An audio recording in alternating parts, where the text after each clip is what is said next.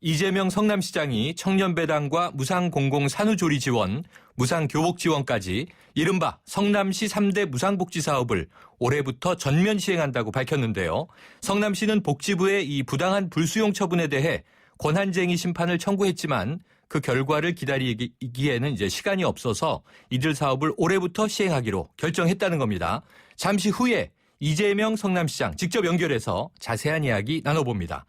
이 사우디아라비아와 이란의 갈등 갈수록 커지고 있습니다. 국제사회의 중재도 소용이 없는 상황인데요. 오늘 글로벌 정면 승부 서정민 한국외대 교수와 함께하겠습니다. 문자는 프로그램 들으시면서 생각나는 의견 자유롭게 보내주시고요. 문자 서비스 샵 0945입니다. 짧은 문자 50원, 긴 문자 100원에 정보 이용료가 있습니다. 정면 인터뷰 이재명 성남시장 직접 연결하겠습니다. 시장님 나와 계십니까? 네, 이재명 시장입니다. 네. 반갑습니다. 새해 복 많이 받으십시오. 네, 감사합니다. 네, 먼저요. 이른바 네. 성남시 3대 무상복지 사업, 청년배당, 무상공공산후조리 지원, 무상교복 지원 사업 이렇게 되어 있는데 네. 간단하게 설명 부탁드릴게요. 우선 청년배당은 성남시에 거주하는 청년들에게 올해 같은 경우는 24세인 사람에게 연간 100만 원 정도를 이제 배당을 해주겠다 이런 뜻이고요. 네. 무상공공산후조리 지원은 이제 무상공공산후조리원을 지어서 저소득층 이런 분들은 일부 무상으로 수용을 하고 그것을 이용 못하는 분들한테 연간 50만 원씩 산후조리비를 지원하는 것이고요. 네.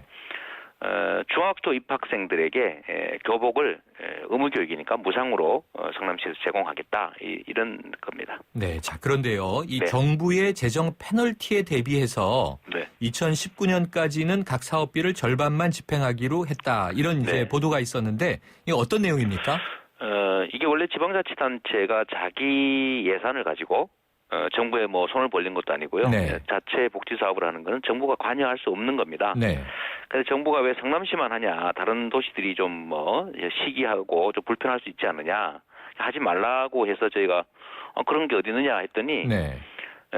그러면 정부가 주는 교부금을 이제 깎아버리겠다. 그 액수만큼. 이런 이상한 시행령을 만들었어요. 네. 불법 시행령인데 저희가 이 소송을 해서 그 시행령 무효라고 소송을 해놨지만 실제로 교부금을 깎으면 네.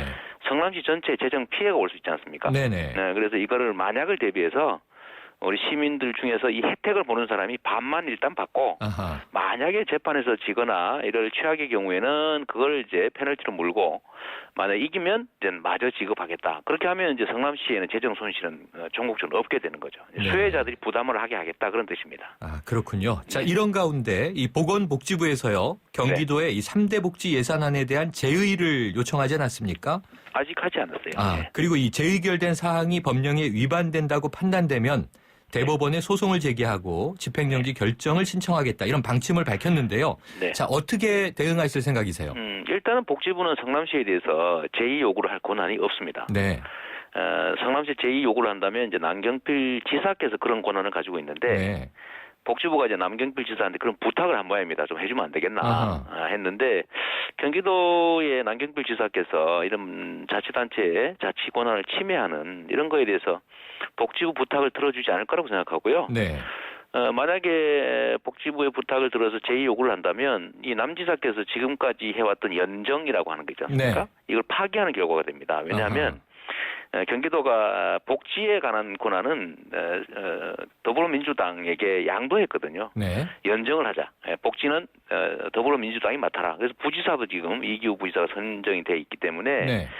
더불어민주당은 당연히 이건 반대고요. 제의 요구하는 거에. 만약에 이걸 제의 요구를 강행한다면 이제 연정을 깨는 결과가 될 것이기 때문에 아마 쉽게 제의 요구는 하지 않으실 거라고 생각합니다. 네. 자, 이제 제의 요청이 시작된 것은 아니고 네, 네. 예정된 것으로 검토 중입니다. 보이는데 네. 복지부는 할 수 없다. 경기도가 할 수 있다. 그런데 네. 만약 남지사가 하게 되면 연정을 깨는 것이다. 이렇게 네, 지금 그래서, 네. 해석을 해주셨어요. 네. 자, 이번 무상복지 사업 중에 이 청년배당과 무상교복 지원은 네. 이 생활 수준이나 소득 수준에 상관없이 그러니까 중학생 모두에게 네. 또 이 성남에 거주하는 만 24세 청년 모두에게 해당되는 거죠? 네네. 그럼 이제 이런 식으로 어떻게 보면 좀 지원이 필요 없는 사람에게까지 굳이 해주는 것 이게 좀 진정한 복지일까? 이 논란은 어떻게 보십니까? 일단 일리 있는 주장이고요. 네. 그런데 교복은 의무 교육을 하는데 필요한 비용이니까. 네, 중학교의 그건 경우. 국가가 다 해주는 네. 게 맞죠. 예를 네. 들면 돈 많은 재벌나들이라고 해서 자기가 소총 사가지고 네. 전투복 사가지고 들어가서 자기 밥 사 먹는 거 아니지 않습니까? 네. 네, 그렇게 봐야 되고요. 다만 이제 공공산후조리원이나 이제 그 산후조리 지원은 좀 다르게 봐야 될 게 네. 이미 돈 많은 사람들 세금을 더 많이 냈어요. 네. 근데 그 혜택을 보는 데서까지 또 이중으로 차등을 둘 것인지는 정책 판단이 문제거든요. 네. 예, 그렇게 볼 점이 하나 있고 또 한 가지는 우리 사회가 99대 1 사회인데 9대 1도 아니고요. 네. 근데 1%, 2% 정말 지원할 굳이 필요 없는 사람들 가려내는 비용이 네. 훨씬 더 많이 듭니다. 네. 전원을 다 조사를 해서 계속 그 상태에 있는지를 계속 체크해 나가야 되잖아요. 네. 인력과 전산 비용이나 이런 것들이 실제로는 더 든다는 거죠. 네, 그런 점이 하나 있고요. 청년배당은 좀 독특한 게 있는데 청년배당은 유럽에서 지금 전 국민에게 예를 들면 네덜란드는 100만 원씩 지금 지급하기로 했고 네. 스웨덴은 올해 국민투표를 해서 국민 1인당 280만 원씩 지급하는 걸 시도하는데 네. 전 세계적으로 이 선진국들이 다 기본소득 제도를 하고 있습니다. 네. 모든 국민에게 공평하게.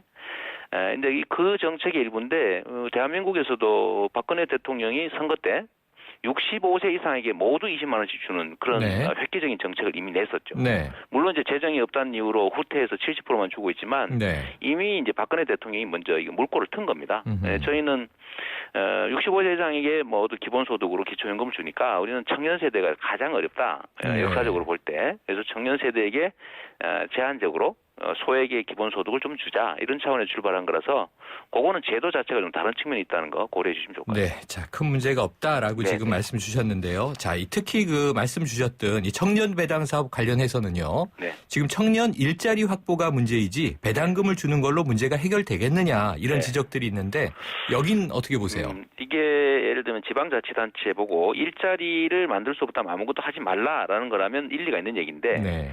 중앙정부조차도 말이에요. 청년 일자리 못 만들어가지고 이 난리 아닙니까? 네. 이 정부만 해도 7년 동안 1년에 뭐 2조 원씩 막 돈을 퍼부었는데 네. 청년 일자리 문제는 전혀 해결하지 못하고 있어요. 네. 그럼 계속 정말 밑빠진 독에 물 붓기 같은 그런 방식의 정책을 계속 해야 되냐? 사실 그건 아니고 중앙정부가 예를 들면 고용정책이나 산업 경제정책에 대해서 대전환을 해줘야 됩니다. 네.